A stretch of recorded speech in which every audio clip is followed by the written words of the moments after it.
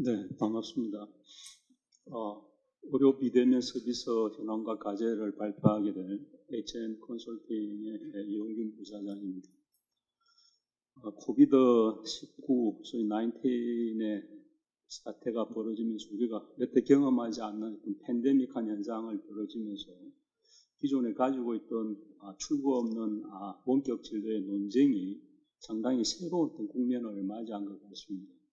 그래서 근본 어떤 주제를 의료의 비대면 서비스 현황과 과제에 대해서 25분 정도 말씀을 드리고자 합니다.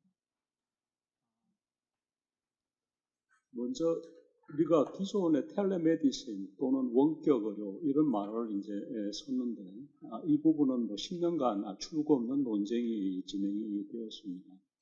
현재 그 원격 의료라고 하는 이 부분은 이제 테크놀로지나 IT를 이용을 해서 비대면 진료를 하는 이런 어떤 부분인데, 현재 의료법 34조에 의하면은 원격 의료가 가능한 일부분, 방금 보시는 것처럼 어떤 성폭력이라든지 군 교도소라든지 특수 지역에 있는 이런 분들을 제외하고는 실제 B2C, 그러니까 의료인과 환자의 비대면 진료, 원격 진료는 실제 금지되어가 있었습니다. 이러한 부분들이 계속 논의가 되다가 근본에 이제 아시는 것처럼 팬데믹한 현상이 벌어지면서 새로운 어떤 패러다임을 변화를 맞게 된 이런 부분이 있다, 이렇게 말씀을 드릴 수 있고, 근본적으로 현재 의료법 34조에서는 원격 진료, 저희 말하는 어떤 기존의 비대면 서비스는 허용이 되어 있지 않다, 이렇게 이제 말씀을 드릴 수가 있겠습니다. 보시는 것처럼 이러한 부분들을 그림으로 보면은 의료인이라고 하는 어떤 주체가 있는데, 현재 의료법에는 의료인은 의사, 치과, 한의사, 간호사, 조산사를 의료인이라고 합니다. 현재 의료인과 의료인간은 원격 진료 또는 비대면이라고 할 수 있는 원격 의료는 허용이 되어 있는데, 우리가 B2C 의료인과 환자에 있어가지고 앞서 말씀드린 특수한 사항을 제외하고는 실제 여태 의료법 34조에서는 원격 의료는 금지된 사항이었습니다. 이 보시는 것처럼 환자의 어떤 어드바이저라든지 의료인들 간에는 어떤 커뮤니케이션이나 컨설테이션을 하는 것은 가능을 하지만 환자와 의료인 간의 원격은 일반적으로 금지된 사항이 계속 진행이 되어 왔다는 게 기본적인 우리가 가지고 있는 패러다임이었습니다.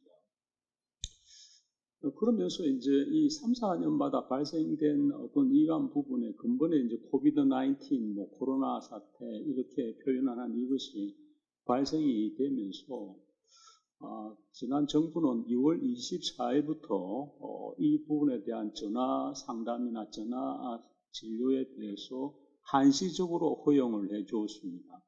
그래서 이러한 부분들이 상당히 이제 확대되고 있는데, 복지부 통계에 의하면은 5월 10일까지 한 3,800기관에서 한 26만 건의 전화 상담이나 처방이 이루어졌습니다.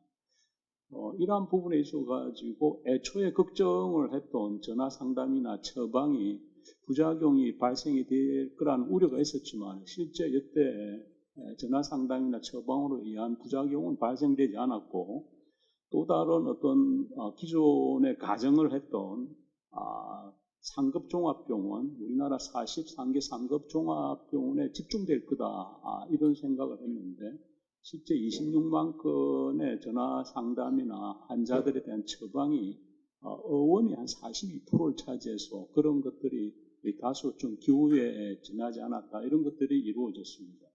이러다 보니 이제 정부는 향후에 이제 포스트 코로나 시대 이후에 비대면 의료에 대해서 좀 확신을 가지고 있고, 이러한 부분에 좀 안착돼 간다는 근거로 좀 확대할 의지를 현재 가지고 있는 이런 기존의 이제 원격 의료에 대한 패러다임이 조금 변화되고 있다, 이렇게 말씀을 드릴 수가 있겠습니다. 기존에 이렇게 관련되는 전문지나 이런 데서 정부나 연합회 또는 일반 입장들을 살펴보면은 앞서 말씀을 드린 대로 이 코로나 사태의 원격에 대한 어떤 전화 상담이나 처방이 이 고령 환자분들한테 소위 말하는 만성질환을 앓는 환자분들한테 치료의 기회를 비대면으로 진행을 했고, 또 한편으로서는 의료진들의 어떤 안정성을 보호했던 효과가 있었다고 생각을 했고, 이와 함께 이제 경제주체연합회, 경제연합회 이런 쪽에서도 향후에 우리가 의료 서비스의 비대면에 관한 어떤 시장성이 계속 확대됨에 따라서 상당히 이러한 부분들이 하는 새로운 어떤 패러다임이 전개되지 않을까 이렇게 보고 있습니다.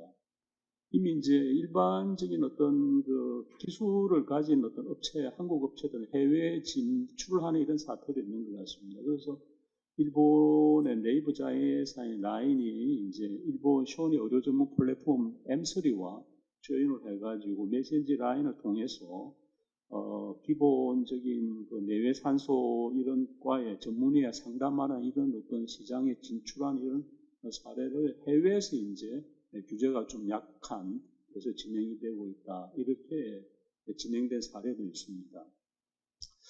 기존의 여론에 의하면 사실은 원격 진료를 하는 것에 대해서는 찬반이 굉장히 팽배했고 여태까지 이러한 부분들이 찬성과 반대가 사실 높았습니다. 그런데 최근에 이제 5월 21일 날 리얼미터에서 여론조사에 대한 찬반을 보면은 근본에 이러한 것이 좀 다른 양상이 벌어지고 있습니다. 비대면 진료 찬성 의견이 34.8%, 반대가 26.9%로서 상당히 17%가 높은 어떤 비대면 찬성의 의료를 나타남으로 해가지고 이러한 부분들이 다소 좀 다른 양상의 현상을 보이고 있다 이런 것 같습니다. 몇 가지 재미있는 양상은 대구 경북 지역이 초기에 코비드-19에 상당히 큰 충격을 받은 지역인데 그런 지역에는 좀 찬성률이 낮게 나타나 있고 강원도라든지 이런 어떤 지역에서는 상당히 높게 나타나고 있습니다. 연령별로는 역시 저희들이 생각을 했던 것처럼 연령이 고령층에서는 이 찬성률이 좀 떨어집니다. 33%. 연령이 낮은 데에서는 좀 높게 나오는 이런 현상이 벌어짐으로 해서 향후에 이제 비대면 진료가 만약에 이제 제대로 성장을 한다면은 실질적으로 고령자분들에 대한 접근성 문제를 새로운 어떤 우리가 고민을 해야 될 이런 현상을 찾아볼 수 있었습니다.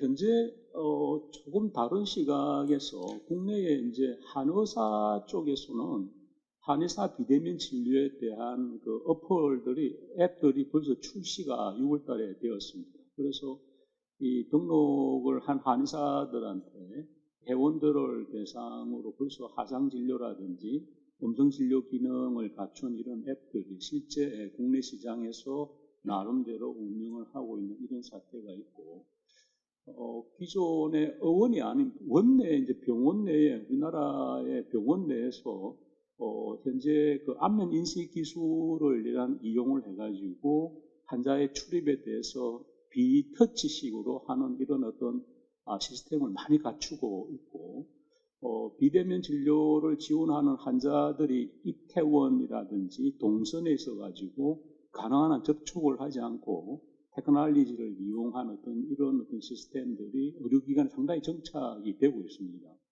그 외에도 모바일 환자 앱을 이용을 해서 가능한 한 병원 내에서 접촉을 줄여나가는 이런 테크놀로지들이 현재 상당히 실용화 단계에 있고 많이 활용이 되고 있다는 걸 알 수가 있습니다. 현재 선진국이라고는 미국 잔스홉킨스가 볼티모어에 있는 상당히 글로벌하게 많이 알려진 병원인데 이 의료기관의 종사자분들을 대상으로 코비드-19의 감염 여부를 원격으로 서비스하는 모니터링을 상당히 활성화시키고 있고, 이것은 이제 고객과 의료인간만 아니라 다양한 어떤 의료 분야에 소위 말하는 비대면에 대한 어떤 서비스라든지 IT가 활용된 사례를 볼 수가 있습니다.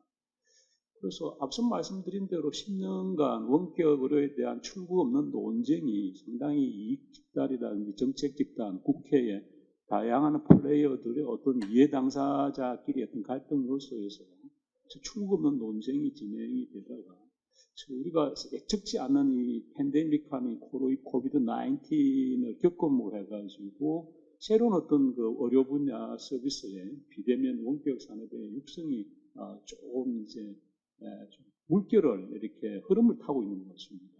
그래서 이 전화 처방을 한시적으로 허용한 이것이 나름대로 상당히 효과가 있다 이렇게 보고 있고, 정부에서는 앞서 말씀을 우리 드린 유 대표님 말씀하신 원격 의료, 재택근무, 의료 서비스 이러한 부분의 비대면 서비스에 대한 기회를 한번 살려보자 하는 것들을 현재 표명을 하고 있습니다. 그래서 지난 6월 1일 날 이제 정부 기재부 쪽에서 이제 정책적 드라이브를 거는 부분들이 비대면 산업의 육성 파트에 의료 부분도 포함이 되어 있었습니다. 그래서 현재 정부 쪽에서는 이제 단계적으로 한 2022년도에 우리가 말하는 어떤 건강계층이 한 13만 소외계층 분들을 대상으로 나름대로 이 부분의 모바일 헬스 케어를 보급할 생각이고, 특히 이제 좀 중증보다 아닌 그 만성 질환 환자분들에 대해서 웨어러블한 이런 어떤 디바이스를 제공을 해 주면서 지역에서 통합 돌봄 서비스를 할 거를 이렇게 생각을 했습니다. 이 부분은 통합 돌봄 서비스의 어떤 기본적인 배경은 기존의 의료기관에서 급성기 질환에서 만성 폐렴 질환이 고령화대로 일어남으로 해가지고 의료기관에서 이 부분의 서비스를 다 하는 것들은 상당히 어렵겠다 이렇게 보가지고 커뮤니티 케어라는 이런 부분들이 이제 새로운 컨셉으로 들어와 있고, 이러한 부분은 디지털 헬스를 상당히 활용할 수 있는 이런 부분이 상당히 강하다 이렇게 보고, 우리 정부 쪽에서도 근본 하반기 정책 방향의 이러한 부분들에 대해서 동네 의원 중심으로 비대면 진료를 추진하는 어떤 정책 발표를 한 바가 있습니다. 그리고 이와 함께 이제 원격 진료 또는 비대면 진료가 됐을 때 뜨거운 이슈가 되는 게 이제 소위 말하는 대면 관계가 아니다 보니 어떤 용어의 표준화, 소위 말하는 처방을 한다든지 할 때 이 부분에 대한 통일된 표준화가 대단히 필요합니다. 그래서 이와 함께 의료에 대한 용어라든지 정보라든지 이런 것들을 표준화하는데 우리가 새로운 어떤 K 방역 모델이 나름대로 글로벌하게 경쟁력을 갖고 있다고 보고, 이러한 부분의 드라이버를 먼저 이니시티브를 가지고 진행을 하려고 하고 있습니다. 그래서 이와 함께 이제 조금 다른 시각이지만은 기존에 우리가 지속적인 한 3년 내지 4년마다 이렇게 이제 감염 질환이 글로벌 시대에 모빌리티가 높은 사회에서 일어나다 보니 이제 새로운 호흡기 클리닉에 대한 새로운 어떤 진료 전달 체계 또는 감염이라든지 공공의료에 대한 이런 정책을 하면서 이러한 것들을 진행을 하는 데에 인력이 부족을 하는 부분에 소위 말하는 비대면 IT 기술을 하고자 하는 이런 정부의 의도가 있다 이렇게 좀 말씀을 드릴 수가 있겠습니다.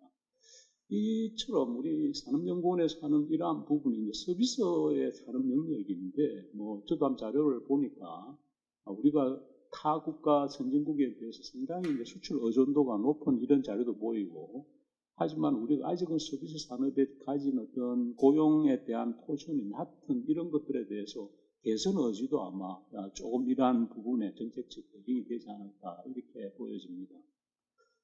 근본 자료를 이렇게 정리를 하면서 다양한 어떤 그 미래학자들이 향후에 이제 소위 비포 코로나 또는 애프터 코로나 이렇게 이제 시대를 구분을 하려고 하는 이런 칼럼들이 많이 보이는데, 이 제이슨 생크라는 이 분이 이제 코로나 이후의 세계에 대해서 그런 생각을 한번 이 자료를 보니 향후에 이제 방금 말씀을 하신 어떤 온라인 교육, 재택 이런 부분과 함께 의료 부분의 건강에 대한 개인들의 관심이 대단히 높을 것 같아. 그래서 다양한 의료 공급이나 안전망, 정부의 의료 투자가 높을 거로 이렇게 예측이 되고 있습니다. 그래서 이번 주제가 상당히 아마 시적절하지 않느냐 이렇게 보여지고, 이와 함께 최근에 미국이나 이런 자료에서 보면 향후에 일자리 창출에서 가장 높은 일자리는 건강이나 의료 쪽 부분에 가장 높은 일자리가 창출될 거라고 보고 있고, 가장 빠르게 성장하는 것이 에너지 관련 산업과 함께 소위 말하는 건강보조나 간병, 치료 이런 부분에 산업이 빨리 성장할 거라고 예측을 하고 있어서 상당히 이러한 부분이 이제 비대면 진료와 함께 새로운 각광을 받고 있는 것 같습니다. 그 다음 이제 우리가 가지고 있는 이러한 문제에 대해서 이슈나 문제점에 대해서 같이 한번 생각을 해보겠습니다. 국내에서는 의료인들의 어떤 집합이라고 할 수 있는, 특히 이제 의사의 집단이나 의협이라는 어떤 이런 전문가 그룹과 국내의 의료기관이 한 3,800여 개의 병원들이 있는데 이 3,800여 곳의 의료기관을 대표한 병역이 조금 이해관계에 따라서 입장 차이를 보이고 있습니다. 이 보시면은 키 플레이어가 사실 의사분들인데 의협은 비대면에 대한 것들은 상당히 아직은 거부를 하고 있는 입장입니다. 대면 진료가 원칙이고 비대면 진료에 대해서는 상당히 좀 어려운 강경한 입장을 고수한 반면에 병협 입장에서는 조건부 찬성을 이야기를 하고 있습니다. 최근에 병협 회장이 발표한 걸 하면은 어떤 대상질환이라든지 환자의 솔림을 방지한다든지 의료기관에 대한 환자의 선택권을 보장을 한다면은 비대면 진료에 대해서도 조건부 찬성을 하겠다. 이렇게 해서 조금 이 관련되는 업계에서도 조금씩 이해에 따라서 입장 차이가 있다. 이렇게 말씀을 드리겠습니다. 이 국내의 이 비대면 진료에 대해서 의료 부분에 대해서 찬성과 반대의 입장들을 간단하게 살펴보시면은 이 찬성에 있는 부분들은 국민의 보호라든지 건강의 편의점대 차원에서 찬성을 하고 있고 이와 함께 이제 안정성이라든지 효과성 이런 부분들이 상당히 담보가 돼야 된다는 조건을 내고 있고 방금 말씀드린 대로 반대론에 있는 입장들은 국내의 의료의 서비스를 받는 데에 공간적 접근성이 상당히 높기 때문에 우리가 필요 없다는 이런 나름대로 이야기가 왔고 그 다음에 이제 또 다른 어떤 소외 집단이 발생할 거다 이런 어떤 논거를 지금 문제를 안고 있는 것이 찬반의 기본적인 이슈입니다. 여태까지 논의된 어떤 의료 비대면, 특히 원격 의료를 같이 포함을 같이 생각을 해서 논의에 대한 내용들 한번 살펴보면은 현재의 원격 의료는 법적으로 일단은 허용이 되어 있지는 않습니다. 물론 이제 민주당이 다소 집권 여당이 되면서 이 부분에 대한 시각 차이가 조금씩 변하고 있긴 있지만 현법의 의료법이 모법인 34조에서는 비대면 진료, 원격 진료는 허용되지 않고 근본에 한시적으로 되고 있다. 이렇게 이제 말씀을 드릴 수가 있습니다. 문제는 이제 두 번째 기술적 관점인데 이 의료에 대해서는 오류라는 게 상당히 위험합니다. 그래서 검증된 디바이스가 과연 있는가 하는 것들이 이슈가 될 수가 있고 방금 말씀드린 대로 어떤 표준화된 의료기관들마다 의료 용구라든지 진단명이나 이런 게 조금 차이가 있습니다. 그래서 대면하지 않고 했을 때의 어떤 그 오류 이런 것들에 대한 표준화 문제가 있고 사회적 관점에서는 이 비대면에 대한 운영 모형이 현재 실 26만 건의 진행이 된 게 전화 상담이나 처방이 전부 다였습니다. 그래서 이러한 부분에 대한 새로운 모형, 그 다음에 이제 소위 말 이렇게 되었을 때 아직도 우리 사회에 뜨거운 이슈가 되는 영리 의료에 대한 이 사회적 논쟁을 어떻게 이 사회가 감당할 수 있느냐 하는 문제는 여전히 숙제로 남아있다. 이렇게 이제 말씀을 드릴 수가 있습니다. 그리고 이제 이러한 것들이 의료 비대면이 됐을 때 누군가 주체가 될 수가 있는데 문제는 마중물로 나갈 때는 정부 주도형으로 진행이 되겠지만은 이 부분의 서비스를 제공하는 주체는 의료기관들이나 의사분들입니다. 그러다 보니 향후에는 이제 정부 주도형에서 의사나 병원이나 이런 주체로 넘어갔다가 나중에 산업화가 됐을 때는 민간이 들어오는 이런 어떤 단계가 아마 진행이 돼야 되지 않을까 하는 것들도 여태까지 진행을 하지 않은 우리가 새로운 문제로 제기될 수 있는 과제다. 이렇게 이제 말씀을 드릴 수가 있습니다. 문제는 이런 과정에서 선진국 국가들에 있어가지고는 상당히 의료도 빠른 발전을 하고 있는 것 같습니다. 그래서 보시는 것처럼 다양한 어떤 이 상품들이 나와 있고, 특히 최근에 이제 미국의 베니스리 라이커미라고 하는 회원이 한 1,500만 명이 돌파를 하면서 미국 FDA마저도 다소 당황을 하게 하는 DTC 서비스 방식이 많이 논의가 되고 있습니다. 이 다이렉트 투 커스터머 서비스는 인터넷 제공을 하는 헬스에 관련된 업체가 소위 말하는 커스터머인 소비자에게 다이렉트로 서비스를 제공하는 방식입니다. 이 방식에는 의료기관마저도 빠져가 있다 보니 미국 FDA에서는 상당히 규제를 하다가 이러한 방식이 굉장히 확대돼 가니까 최근에 미국 FDA에서도 이러한 부분에 퀄리티나 품질이나 이런 부분들, 인정 부분들을 해당 업체에 넘겨주는 이런 패러다임을 바꾸고 있습니다.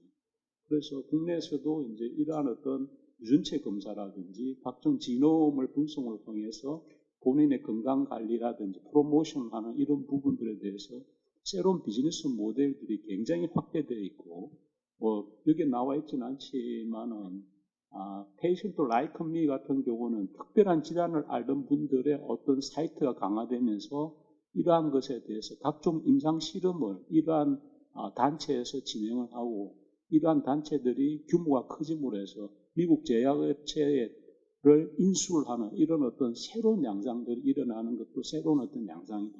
이렇게 이제 말씀을 드릴 수가 있습니다. 요 보이는 거는 이제 누구나, 저도 가지고 있는 이 삼성 스마트워치의 모델들인데, 스마트 밴드를 차고 있음으로 해서 헬스 프로모션을 이렇게 모니터링을 한다든지, 나름대로 프로모션을 하는 기능이고, 최근에 이 스마트 밴드는 스마트 링까지로 발전을 하고 있는데, 국내에서는 이러한 부분의 산업들이 굉장히 아직은 규제의 시장에 성장을 못하고 있는 이런 것이 다소 좀 안타까운 모습들입니다.